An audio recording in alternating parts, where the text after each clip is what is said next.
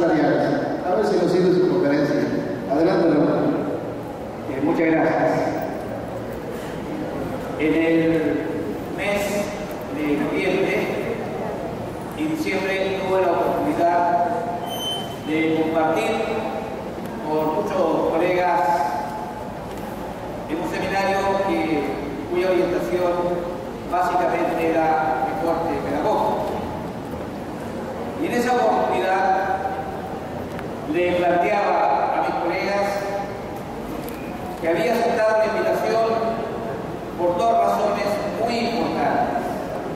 La primera razón era para agradecer, y lo hago ahora más emocionado ya que hay dirigentes sindicales, agradecer, porque provengo de un lugar del mundo donde la naturaleza se ensaña con nosotros. Vengo del lugar donde el 27 de febrero de hace 2 años atrás, bajo nuestros pies, ocurrió el terremoto más violento que ha ocurrido en el mundo. Nuestros vecinos, nuestros profesores, en un 60% quedamos sin casa. Tuvimos que dormir en carpas por varios meses. Y el motivo que me trajo era para agradecer la solidaridad del pueblo mexicano, porque estuvieron pronto con su ayuda. Agradecer a cada uno de los líderes sindicales que están acá, porque dentro de los baúles, dentro de las cajas que llegaban a los lugares donde estábamos, en muchos de ellos iba el logo y el mensaje: arriba pueblo chileno, Sindicato de Trabajadores de México. Así que muchas gracias por la solidaridad con nuestro pueblo.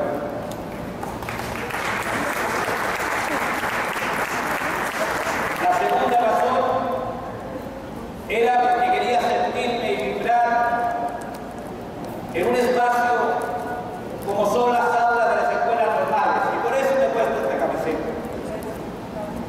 Porque desgraciadamente en mi formación profesional tuve la suerte y la desgracia a la vez de haber sido de la última generación de las escuelas normales en Chile. Cuando estaban en el primer año se cerró para ser pasadas a la universidad. Por eso que era mi doble ilusión de poder estar, compartir y dictar una conferencia en la escuela normal, que había sido siempre mi sueño y se me lleva cuidado hace 35 años atrás. Colegas, yo tenía preparada una presentación más orientada a la parte salarial,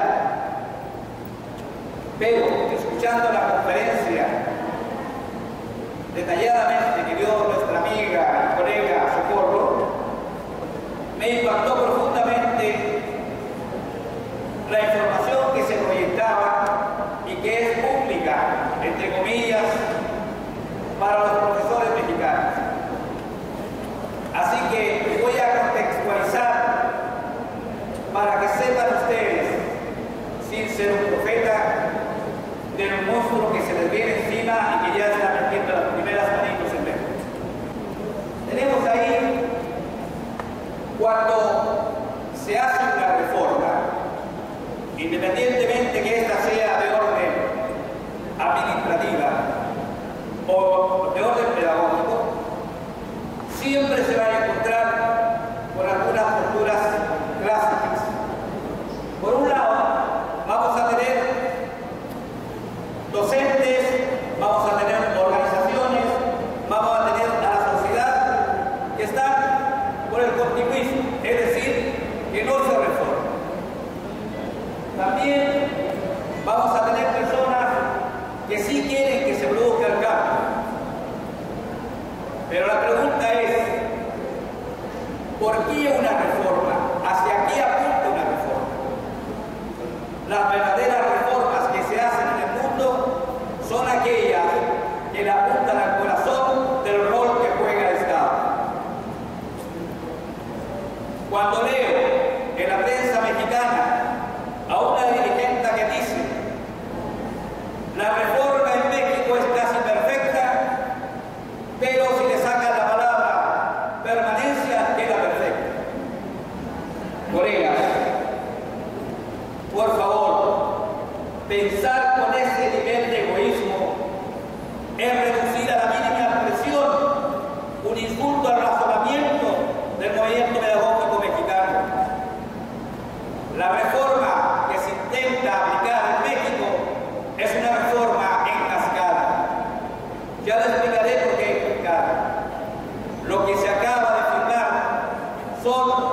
una reforma de tipo administrativo jurídico que ni siquiera nace de la necesidad mexicana, sino, como decía Socorro ayer, por recomendaciones de la OCDE.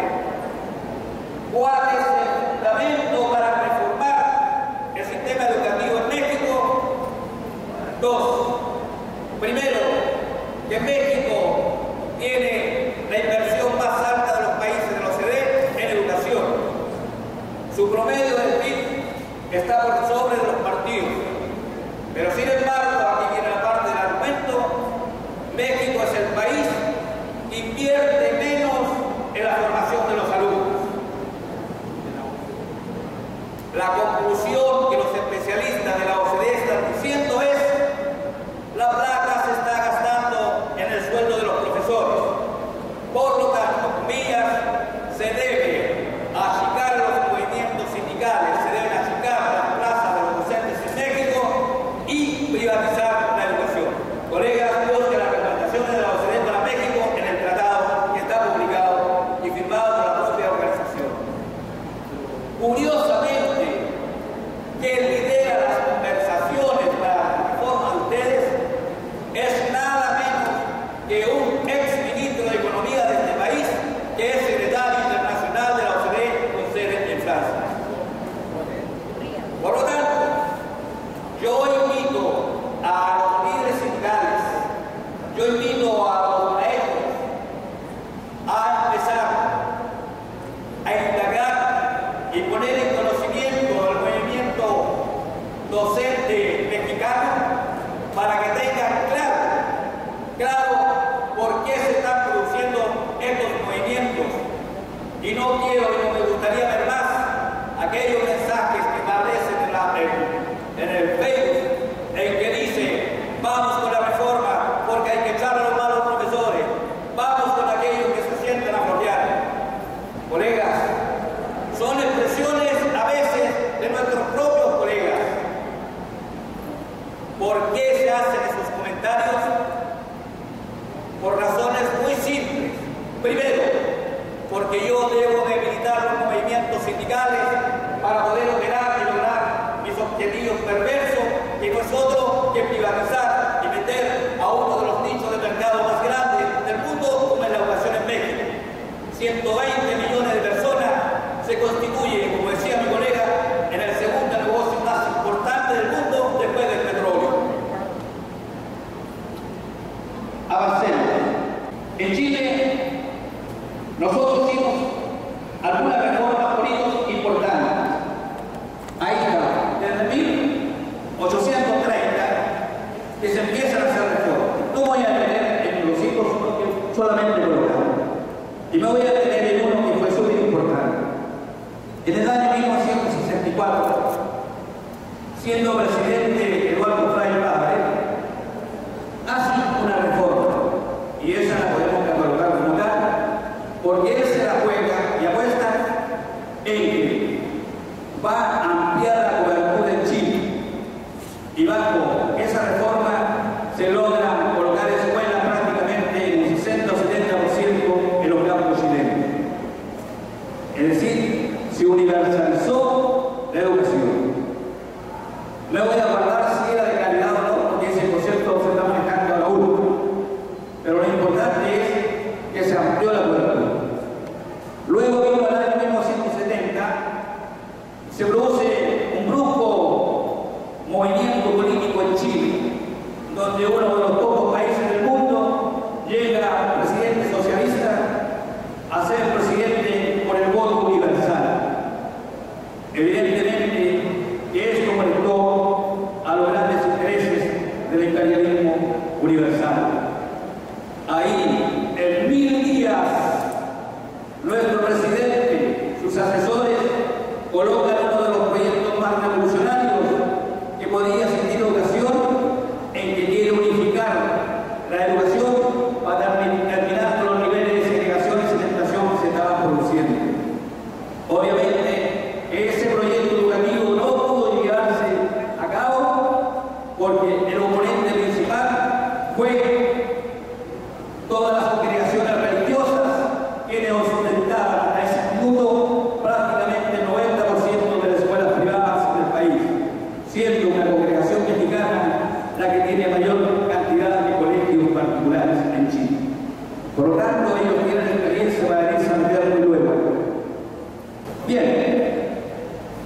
los marcos regulatorios de nuestra educación en Chile, que se realiza después del golpe militar, donde todos los movimientos sindicales en Chile son abolidos, y ya se va a referir a ello mi colega, deja el campo abierto para realizar el mayor experimento que se ha hecho en la educación en el mundo, donde se le quita el rol que tenía el Estado docente, para entrar a un Estado subsidiario. Es decir, de ese instante, y escuche bien, estimados colegas, de ese instante, el Ministerio de Educación de Chile deja de tener la responsabilidad administrativa del total de las escuelas en Chile. Es decir, el año 1981, el Ministerio de Chile no tenía la administración de absolutamente ninguna escuela del país. Un poco más adelante, logra ya tener una escuela, tener influencia sobre una escuela en nuestro país. El Ministerio de Educación, todos sus ataques para una escuela, y es la escuela que está en la Antártida, donde están los científicos y militares que hubieran en ese lugar.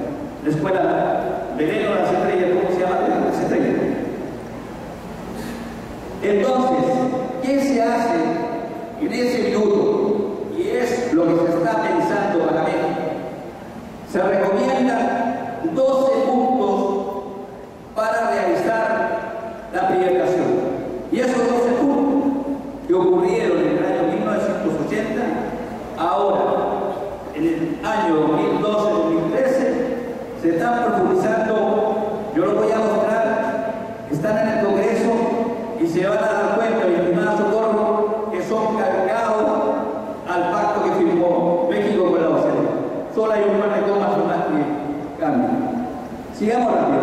No voy a detener mucho en esto que es de Chile propiamente tal, y vamos a avanzar para llegar. Digamos rápido. ¿Qué es lo que permitió al gobierno chileno desprenderse de su rol? Una ley que fue firmada 24 horas antes que el dictador dejara el poder, que se llamó Ley Orgánica Constitucional de la Enseñanza. Y esa ley genera al menos todos esos puntos nodos que están ahí. Dio la libertad de enseñanza, ya se van a referir en extenso a ello. Produjo y transformó a la educación en mercancía, estimuló al lucro, produce segmentación y segregación, y por último le pone la guinda con la privatización. Mi colega ya decía, basta que una persona tuviera plata para colocarse en una escuela privada. ¿Cuál es el modelo que está actuando ahora y que se le está proponiendo por él? Primero, una educación municipalizada. Estimado colega, en Chile tenemos a la inversa de lo que es en España, lamentablemente. Ya no es el 60% de la educación pública como lo era. En este minuto estamos alrededor del 40%, el 30% me confirma. ¿Por qué le pregunto? Porque él es dirigente nacional y está en la caminata. Y en Chile diariamente se están cerrando, se están cambiando, haciendo movimientos de estudiantes de escuela. Ya estamos con el 30%. Tenemos la escuela particular subvencionada, que es la parte que más se lucra, que es la que se está proponiendo. ¿Y en qué consiste? Consiste en que el Estado subsidia a través de un bono, de un voucher, al alumno que asiste en clase, y otro tanto aporta el apoderado.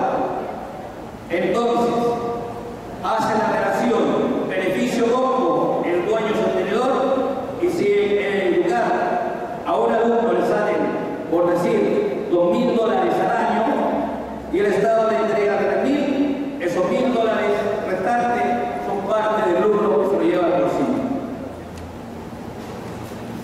Y la educación particular, en la que la mayoría de los profesores y dirigentes de Chile, a nosotros no nos incomoda, porque de los tiempos de la colonia ha existido la educación particular. Pero particular es aquella en que el que tiene plata paga. Por lo tanto, no sale plata del Estado. Lo que molesta e incomoda es que con plata del Estado los obtenedores lucran y se enriquecen, constituyéndose, de acuerdo a la propia OCDE, Chile en el país que tiene la educación más cara del mundo.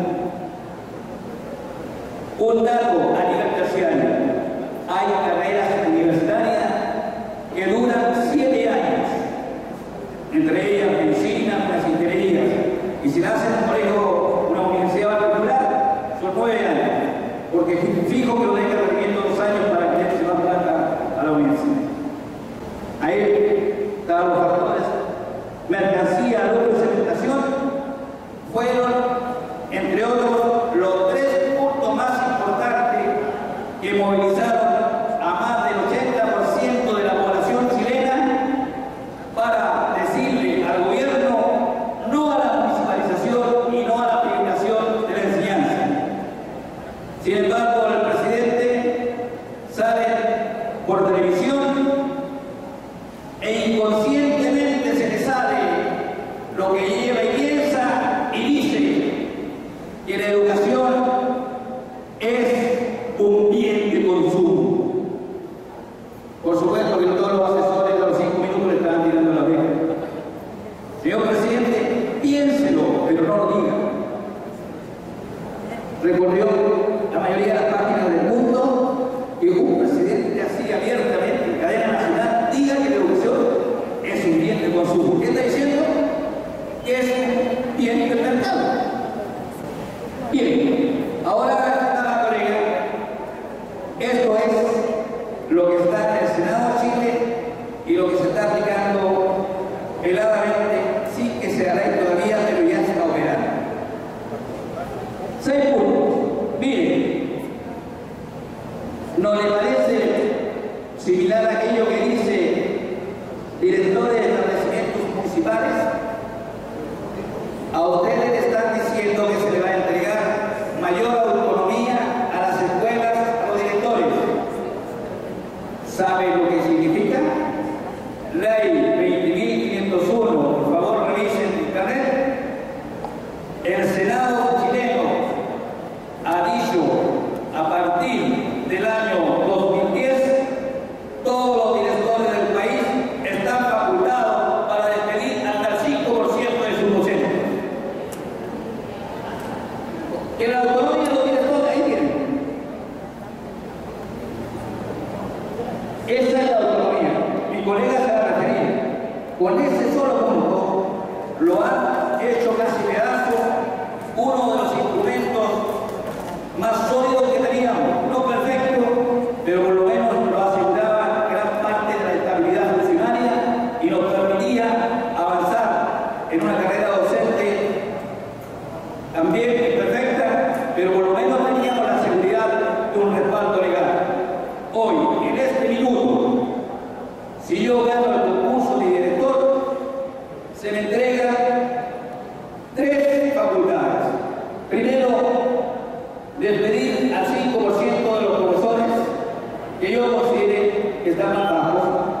Ahí ahora le pusieron que salgan mal, ¿no es cierto?, en sus evaluaciones. La facultad para que yo ingrese, saque al subdirector, saque al jefe de unidad técnica pedagógica y yo lo nombre y los ponga. Es decir, transforma a 2 niveles de enseñanza en de confianza. Se termina la carrera, se termina el calafón, ¿verdad? Sigamos, vamos por puntos y alcanzamos a ver. Directores líderes con herramientas concretas, así dice el documento. Primero, nuevo mecanismo de selección. Los directores van a ser por oposición a través de un sistema que se llama concurso público, donde va a participar un encargado de alta dirección pública. Por lo menos va a ser un poco más transparente, creo.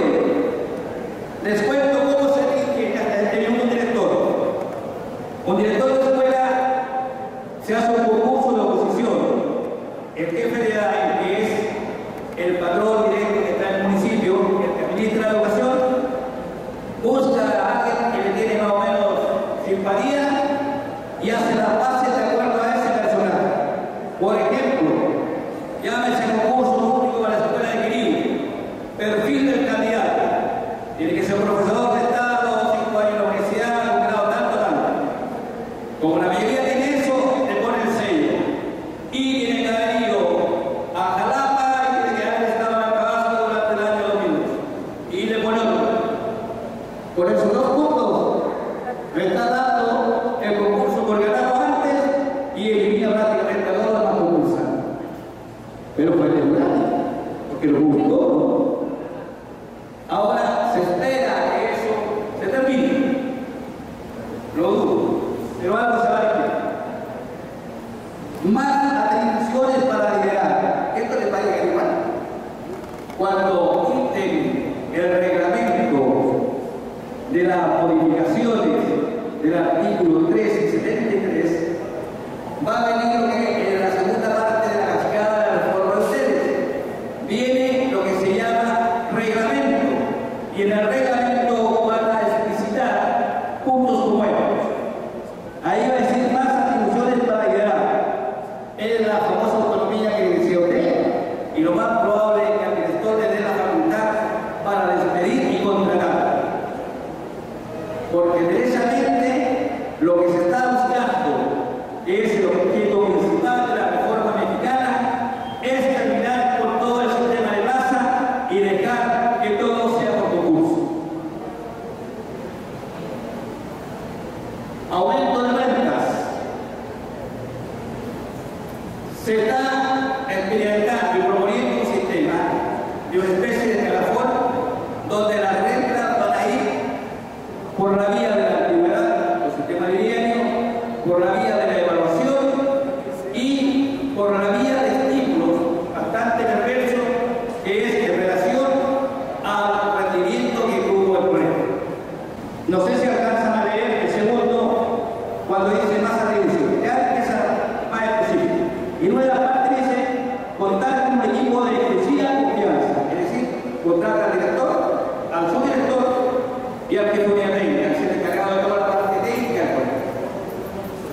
Proponer anualmente al sostenedor, por favor, proponer anualmente al sostenedor, es decir, usted, el director de, imaginemos que hubiera acá, el director de la escuela de la colonia 10 de mayo de Mina Titlán, le va a decir a su encargado: señor, sáqueme de esta escuela a Pedro Juan y Diego, porque no me sirven o no son de ningún caso. Esas son las atribuciones que le tenemos. También viene proponer al sostenedor incrementos salariales, es decir, reconocimiento y estímulo a un docente que se destaca.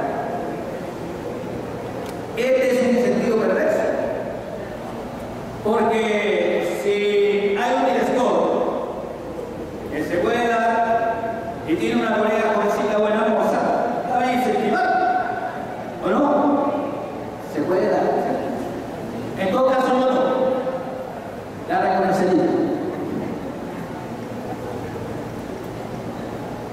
Proponer al sostenedor el personal a contrata. Ojo, en Chile, para ingresar al sistema existía lo que se llama por oposición. Se concursaba y se ganaba la titularidad en su raza o en el cargo. Ahora se está terminando con eso y van a ser profesores a contrata. ¿Qué significa? Que todos los 28 de febrero el profesor no sabe si el otro año lo van a contratar o no lo van a contratar. En otras palabras, contrato a plazo fijo. De eso ya está operando.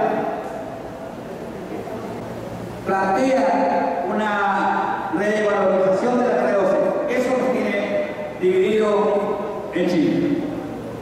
Gran parte del directorio nacional del Colegio de Profesores ha hecho una contrapropuesta a lo que está planteando el gobierno. Vamos a ver, para que ustedes tengan un panorama así muy sucinto de cómo se compone el sueldo del salario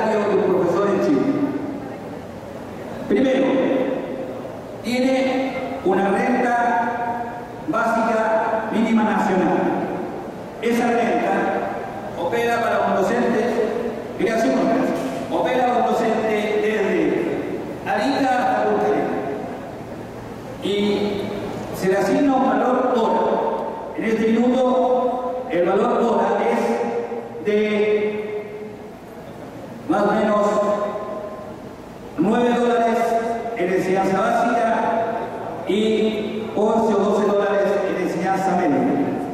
Eso se multiplica por la cantidad de horas que es contratado semanal. Y eso es la renta. Y a esa renta se le empieza a agregar otros beneficios que al final van a contribuir el salario. Veamos, avancemos. A esa renta se le debe agregar a esos 11 dólares. Yo, como docente, si me he perfeccionado y durante 10 años he logrado, por ejemplo, un curso de nivel avanzado, puedo aumentar mi renta hasta en un 40%. Un factor variable del sueldo es el perfeccionamiento. En Chile se reconoce el perfeccionamiento hasta un 40% de la renta básica. Complemento de zona. A los colegas que viven en los sectores más aislados de los centros urbanos, como el caso de mi provincia, se le aumenta a su sueldo un 25% de ruralidad. Y tengo entendido que aquí parece que es al revés. Ganan más los que están en las zonas urbanas que los que están en las zonas rurales. Como si ganaran más en educación los que están en las zonas urbanas que los rurales. En Chile, ni soñar que un profesor rural lo traiga al sector urbano. Le significa automáticamente perder cuarto de sueldo, el 25%. Por lo tanto, es un estímulo que hace que los profesores rurales lo tengan ahí. Sigamos. Asignación de experiencia, que esto es lo más importante. Cada 2 años, se multiplica la hora por un 6.6, que se tiene el nombre de quinquenio. Aquí tienen quinquenios o quinquenios. Quinquenio. Ahora entiendo por qué el sueldo de un profesor mexicano que ingresa prácticamente a los 30 años todavía se mantiene. Porque significa que tiene 6 oportunidades únicamente. En cambio, con Miguel tiene 15 oportunidades únicamente. Asignación por desempeño. Puede, a todo lo anterior, aumentarse hasta un 37% de responsabilidad si tiene cargo directivo o cargo técnico. A todo esto ya llevamos duplicado el sueldo. Tiene después asignación de responsabilidad directiva. En el caso de colegios que tengan sobre 150 alumnos, tienen el 15% de responsabilidad administrativa. Si tienen 300 alumnos, aumenta. Y en algunos casos que son de confianza del director, del jefe, le puede llegar a un 30%. Lo estamos terminando. Dale para arriba, por favor. Se lo explico. Uno es, si tú te atreves, después de la evaluación, a dar una prueba, y en esa prueba sale bien, se te hace un reconocimiento que se llama la AUM. Y la otra es que determina que tiene un porcentaje del 17%, es si tú tienes un título y aparte del título tiene una mención. Se le reconoce también hasta el 17% por esas dos cosas. Si suman los 8 puntos del sueldo de variable de los profesores en Chile, es lo